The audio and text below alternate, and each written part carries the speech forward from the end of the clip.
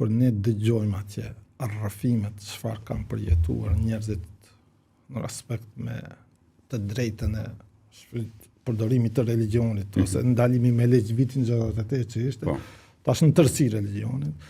Kur dëgjojmë disa rrëfime, neve nuk mund t'i kapim, t'i konceptojmë dhe t'i imagjinojmë se vërtet ato kanë ndodhur.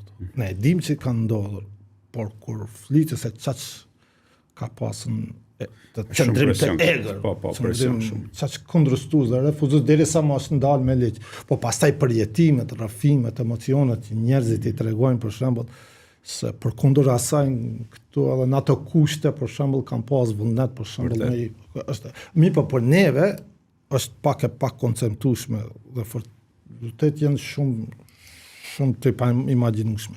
Për shkak sepse tash po flasim për agjërimin, tradita e agjerimit, edhe ato që e thash, falqet e në hoxhallarëve të vjetër, që kanë mësuar të çato rrethat, hallkat, si sistemi i trashëguar nga Perëndëria Osmane, para luftës dytë botërore, ajo pastaj ka dhënë rezultatin edhe frytin e vet.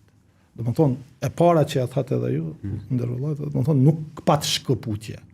Pat rënje, pat probleme, pat gjithçka, por shkëputje nuk pat.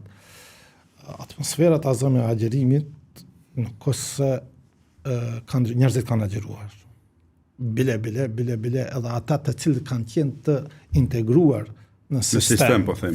Kanë punu në administrator, kanë punu në për shkolla, në për send. Apo në ushtrie me radhë. Po, në disa raste, jo të gjithë, po në disa raste kanë mundën, për shembull ta zëm kujdestare jem, rahmet liu, si ka vdek tash, për shembull, qonim në mësës Feza, Haxhi, tash ishte edhe Haxhiko vetun, frikë ka kalu në ahiret, ai për shembull tregonte se edhe e dishmin ne, për shembull, se vazhdimisht e bante një trëndafil arome këtu, merrte po me anë të asaj e kamuflante agjerimin, domethënë ambulante, domethënë edhe e agjerante.